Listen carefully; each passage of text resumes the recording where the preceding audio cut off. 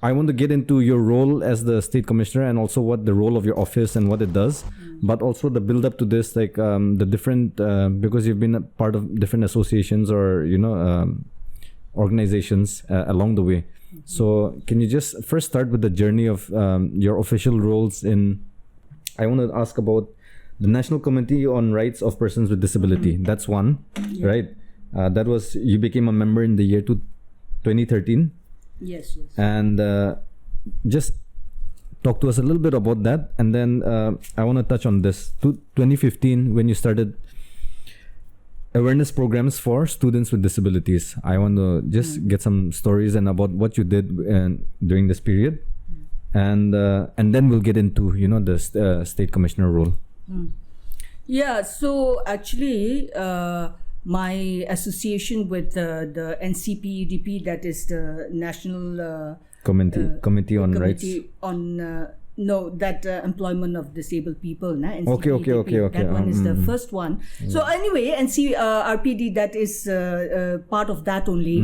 So see, I also, like anybody else, me also, I did not have much knowledge at all about disability laws, disability rights, and so on. Looking back, it was disgraceful, my lack of knowledge also, and I feel quite ashamed also when I think about it. I had really no idea, so I also had to do a lot of studies, educate myself on all these things, and then get in touch with people. I wanted to see what are the things that we can do here at the state level also. How do we start advocating, and also we had to get and it was best to get in touch with people with disabilities themselves. So this NCPEDP, it's a cross disability organization, and it's quite strong, and it was led by Javed Abedi at that time, who sadly passed away just a couple of years ago. And so I got in touch with him and said, see, I'm from Nagaland. Over here our awareness is still very poor, generally everything, and nothing much is being done. So I want to learn more about all these things, and so they very happily, they included me in their committee, and then the committee, National Committee of Rights of Persons with Disabilities, it's a committee constituted under the NCPDP, and it consists of disability leaders from all parts of the country, and so we meet at regular intervals to talk about the various issues that are there with regard to the disability community, any laws or any advocacy that we need to take up, at the national level or at the state levels also. So that's what we do. So that was a great time to also network with different people from, who are in the same cause, right? And advocating for the same rights and awareness. Moving on, the 2015, when you were working with the awareness programs for students with disabilities, this was specifically for Nagaland, I'm sure. It was not with students for disabilities. It was students in general. Oh, just students in general. Okay. So at that time, because we have to start with the young people. The more awareness we create among the younger generation, the young people, our college students, it's always if we want to bring about any change in our society, then it has to start with the young people, So I got in touch with some colleges, and that was how I started this program, time to time. If as per their convenience and things like that, I would go and hold some talks with the students, talk about disability in general, disability rights, and the things that each person can do at their own level and things like that. And that was what I did. I'd actually mistook this for thinking that it was students, but this was more about the awareness program, highlighting students, right. And then obviously moving into your current role, 2019 you joined as the state commissioner for persons with disabilities. So I know you, and I know about the office and your the role that you play in there, your designation, but a lot of people might know about it, but they might not know what it actually does or what you actually do. So I want to let you use this platform to talk about the things that you are currently doing, planning to do, the difficulties you face? I'm very happy to do, and I'm really happy that I'm really getting this opportunity to reach out to people also with regard to the office, the responsibilities, the duties. The office of the state commissioner basically is a monitoring body, Okay. And so what our main duties are to monitor the implementation of the various laws, the provisions of the Rights of Persons with Disabilities Act 2016. That is the overarching legal provisions for persons with disabilities in India. And so that is the main role. One of the main roles is to, whether it is with the government, because this act, it does not cover only the government. It is to do with the private sector also, the corporations, the businesses, everything. So and society in general. The things, the provisions, that the facilities that we need to provide so that persons with disabilities can live, and equal opportunities, and inclusion of persons with disabilities. And so that is one of the main roles.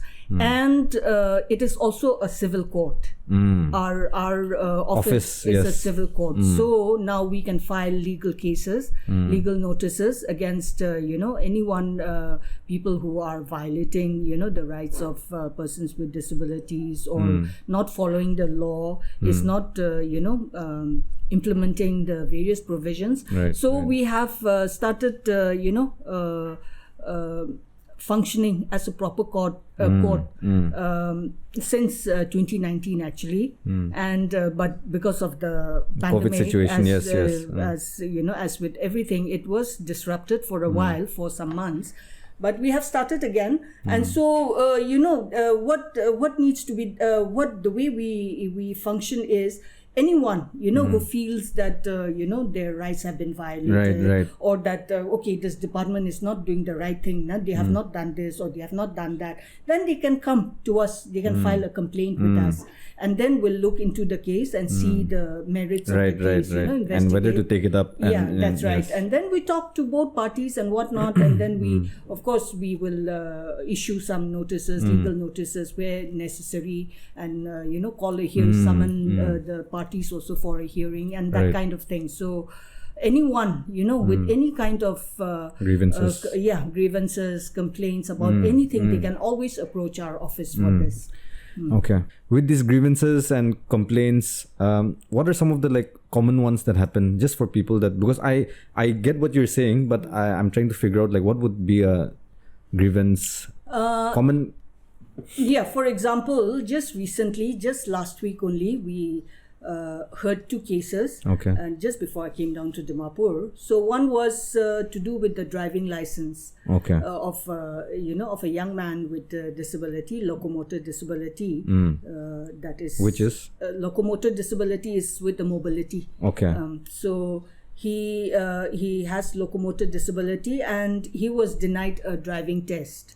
And so actually under the Motor Vehicles Act, there are some provisions there where I myself can drive, actually, though I can't walk, I can drive, but I can drive a modified and adapted vehicle. With the auto transmission and things like that. Obviously, for me I will need that. But there are some who can actually absolutely even drive regular vehicles, despite, some disability that they may have, So this boy, he was given a learner's license for a regular car, and then he was denied a driver's license to apply for a driver's license because of his disability.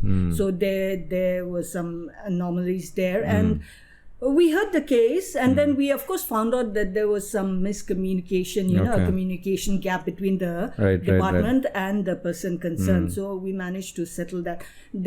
So those kind of things, or maybe you're in your application for a job, when you're applying for a job, and then they discriminated you because of your disability. Disability, simply on the grounds of disability, then those, they can come to us. We'll take it up. Then accessibility issues also, because the government also, and even the private sector, as I said, they are supposed to provide accessibility, be it the physical environment or other technology, reasonable accommodation. That is what we call, nowadays a lot of technological advances also have been made, where it makes it easier for, blind people to read and, that kind of thing. So if people are not giving the reasonable accommodation to people with disabilities to get their work done, then they can file a complaint and we will take it, because it's there in the law. Right. The government, the society, the community, we are supposed to provide it, and if it's not being done, then they can file a case with us,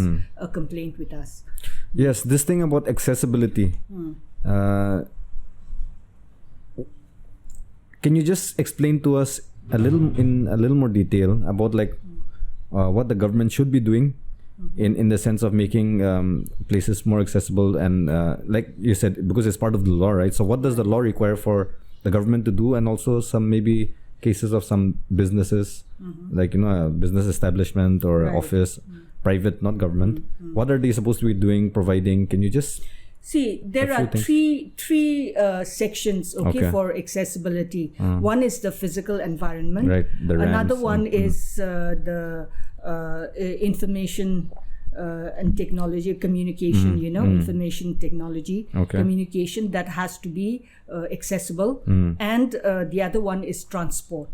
So these three have been clearly stated in the Disability Act. And so obviously with the environment too, we are talking about ramps, we are talking about lifts, that is the making the physical environment accessible, so that we can enter a building. Then inside the building again, it has to be accessible. Then we have to have accessible toilets, because for a person like me, I cannot use a regular toilet. It has to be an accessible toilet. This side, our people, we still feel so ashamed to talk about those kind of things. So we don't talk about it, and then nobody provides also. And then we go. For me also, every time I'm invited to something or somewhere, I have to always make sure, do you have this or not? Do you have that or not? Then only I can make my plans, of going, somewhere. So physical environment, it's clear. That's it. The ramps, the lifts, that should be there. Then secondly is as I said, information technology, that is making websites and other information that is put out accessible. So that's it. So website there are guidelines to make websites accessible. So those kind of things. Then transportation, public transportation, making public transportation accessible. So overall, how not to bash the government or anything like that, but how would you say we're coming along in this field of accessibility? We are very, very far behind. That too, it goes without saying. I think disability was such a neglected sector, for a long, long time. And this, like we said, is not just the state; it's the country in general. In fact, globally also, right? Yes. Everywhere. Of course, advanced countries and also they are way ahead of us. But still, there are many things that still needs to be done everywhere. Right. And in India, obviously, there are, we are very, behind other people. And then again, coming to Nagaland, again, it's, of course, very poor. So, but one good thing is that, awareness has picked up. People are becoming more aware. And then on top of that also, there are a lot of court orders that are coming in these days, because they are not making it compulsory. Yes. So they are being forced to do it, which is a good thing, but which I keep on telling everybody also, see, we should not be waiting for court orders. Let us do it. We know that we have to do it, and it's the right thing to do. It's not even about the law or anything.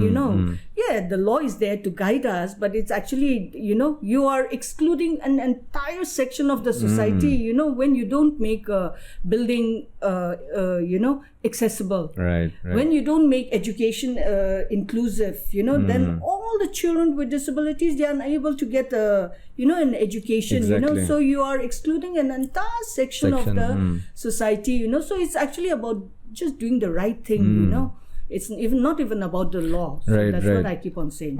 On this note, I want to just talk to you a little bit about this, because the audience, see, for me, I had no idea. So I asked you, and then now I do know. But like the audience, I'm sure most of them won't know also. When we talk in terms of like population, what percentage of the population does the disabled community make up of? And what you told me was that globally it's accepted at around 15%. That's on the global level. And that was based on which census? Any? No, that was WHO. WHO's study, So roughly at 15%. Coming down to India, the last numbers. Oh, I'm sorry. Coming down to our state in Nagaland, the last numbers that came up. And you didn't like this data because it doesn't represent properly what it actually should be like, But based on the 2011 census, they came up with a very poor figure of around 1.5%. You said, right? Yes. Just about 30,000. Yeah, 30,000. Yes. In our state. So that is, as you mentioned, it's based on the 2011 census. Correct. And that is the figure that we're still using, because now it's only now that the new census is going to be taken. Yes. So hopefully we will be able to work together with the census department and make a better job of it. But to begin with, it was an underestimation even at that time. When it was taken, I think we can say with certainty that all disabled people were not counted properly. Now the second point here is that was taken in 2011, and now 2016, the new act has come out in 2016. Disabilities Act, yes. So the new under the new act, more disabilities have been specified. Earlier there were only 7 that were mentioned. Please just explain this a little bit also, because I was asking you this earlier, right? What exactly comes under the specifications of the old one and the additions of the new ones under the 2016 Disabilities Act? Yeah. So the old one they had only about 7 that were mentioned. And now in the new one, it's the specifically mentioned conditions are 21 in number, but there's a lot more than that, because the specified disabilities, they can be grouped into 5 major categories. Like locomotor. One is locomotor. Here we are talking about movement problems and things like that. Then secondly, one is intellectual and developmental disabilities. Right. Then one is neurological disabilities caused by medical conditions like neurological conditions, like Parkinson's disease, multiple sclerosis, and things like that. Those will come under that. Then we have blood disorders like hemophilia, thalassemia, sickle cell disease. All these are also... they also fall under that. Yes, under disability. Then we have multiple disabilities. Some have... more than physical, mental, or just more than one. Yeah, more than one. Some are deaf and blind. Yes, so you can just imagine all the the communication problems that people who are deaf and blind. So multiple disabilities are there. So numerous. So 21 are specifically conditions are specifically mentioned under the act. But when you actually think of all the kinds of disabilities, that there are numerous disabilities that come under this 21 disabilities also. Yeah, that's why I feel like, I honestly feel like this is something that needs to be talked about much more. I feel it's all with awareness. Like you were talking about like how it starts with awareness, and like that's why you did that program, awareness programs back in whenever it was with the students. And I feel this way for all other issues also. It has to start with awareness. We have to be informed and educated about the issue at hand. Then only we can be sympathetic or understand or whatever it is, right? So the audience must know that like that 1.5% of our population being from the disabled community is, anyway, we know that's off. That number is off based on the 2011 census plus so many other factors. But if you just look at take it as a thumb rule of the global census that was done was 15%. If that's 15% of the world population being of this community, and being, you know, a marginalized section of society is very unfortunate. So I think using this platform, we're just trying to do that, give you a chance to speak. I'm learning so many things also, because I am sensitive to this issue, but I must say that very uninformed. So on that note, I want to know some of your future plans with your current role as the commissioner, state commissioner, and also your office. Like, what are some of the things that you're planning to do? What are some of the things that you're currently doing right now? Maybe whether it's with awareness programs or projects or whatever it may be. Like, can you just highlight some? I totally agree with you. Awareness is one of the main things, one of our main programs. Right. Because we can talk about various laws, we can talk about this, that, you need to do this, you need then. But if people don't know why they have to do it, you know, Yes. why is it important to do this, you know, then, you know, it's never going to be done properly, you know. Correct, So the correct. main thing is to educate people also on why these things need to be done, you know. Why is accessibility Right. important, you know. So awareness programs is one of the our major programs, and now you know, from next week we will be carrying out a districts tour also again. That Okay. was planned actually earlier, but because of Obviously the pandemic, again we all go we always go back to the pandemic, right, but right. it was disrupted. We couldn't do that. So end of October we are starting one again. Statewide district tour. Yeah, districts tour. And this is awareness on what particular? on the Rights of Persons with Okay. Disabilities So Act. basically the and Disabilities Act yeah, awareness that, program. and then the things that needs to be done, you know, because we can be talking about here at the capital level, you know, obviously we have to talk, and then many of the things need to be done here also Right, at the government level and things like that. But it's at the districts level, you know, in all the nooks and corners of the state, you know, Right, that right. people have to be Yes. aware, officials have to be aware, they have to be putting things into place, you know, in all the you know, as I said, nooks and corners of the state, you know. So the more awareness we create, you know, in all the districts, the better for everyone, you know. Right, So right. that is one program that we will continue doing. This is not the one and only, but Right, right. we'll be doing that, and we'll be carrying out other campaigns also. And there's all these you know, as I said, the court will be, we will be Functioning as a- strengthening yes, it. We'll yes. be strengthening it and taking it forward. Will be you know, suo motu also we can file, you know, if we feel that somebody is not doing anything correctly, then the court itself now Right, we do right. it. So those also we have taken up some already, and we will be continuing with that. And implementation of you know, the act is something so important. And see, we are very poor, you know, right now.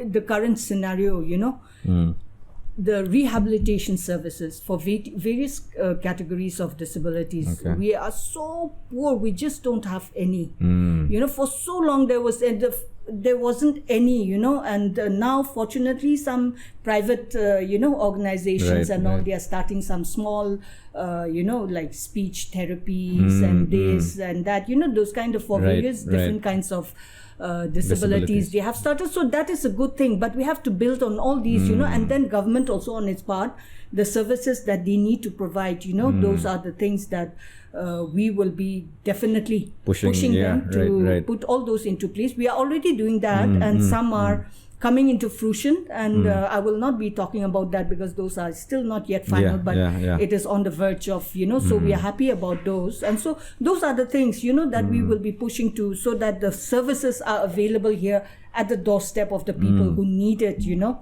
for you know, assistive devices, rehabilitation, and, you know, those kind of medical treatment and whatnot, you know, so all those kind of services. Yes, I think a lot needs to be done, and Very I mean, much so. you're very busy, and I know you're doing a great job, and I really commend you for what you're doing. But one thing I just want to add is, I forgot to add this earlier when we were just talking about the population of the disabled community. I mean, it keeps coming across my head, because like when you talk about 15%, okay, it doesn't have to be that exact. I'm just taking the global percentage, right? Numbers that were available. When you're looking at, like, I'm trying to explain to the audience, because you'll know, but like the audience, like, you know, when you're talking about, like, when we're in a group of 100 people attending something or doing whatever it is, an activity, 15 people amongst that are people with disabilities. So that is not a small number by any means, and like, you know, this awareness has to be put out. And one suggestion, if I may, is be on the awareness front. I was just asking you about the Paralympics, right? Right. Right. Yes, and what yes. you think about, and I'm very fascinated that, you know, and happy to know that there are some things in motion. But using the Paralympics, or not Paralympics, but what do you call it? Adapted sports. Adapted sports is the correct term right now. So to have games like that, for maybe obviously for giving the opportunities for you know, athletes with disabilities to participate, but also using that as a platform to spread awareness. Yes, and I think that'll be a great thing. Yes. We are also, that's why we have been discussing it with the government, with the Nagaland Olympics Association. Right. And fortunately for us, they have been very responsive. That's great. We have to give credit where credit is due. That's great. And so, one small committee has been formed. Yes. That has not been made very public also now, because we are still trying to put everything into in place. So once all that is put in place, then we will be announcing it, and then we will see everything. We cannot take it up at one go, so all the sports, but some selected sports, of course. so that because this is something very new for everybody, everyone involved. Even for us, though we are in the disability sector, sports is not my area exactly. So I know some things, but then all the rules and regulations and things like that. So we'll be bringing experts from outside to help us, and for those people who will be in the sports body, so that we can promote adapted sports, sports that have been adapted for disabled athletes, and all these Paralympic sports and things like that. We already had one blind football demo. Yes. I think I remember this. So that is also something that is quite very popular in India. Blind cricket is also blind cricket is there. Is also very popular. Then wheelchair tennis is there. Then shooting is there. So these are the things that we can do. So with some few select sports, disciplines, we will be starting it. We are basically now moving in in the right direction in this regard. Right. And we hope to do more about this.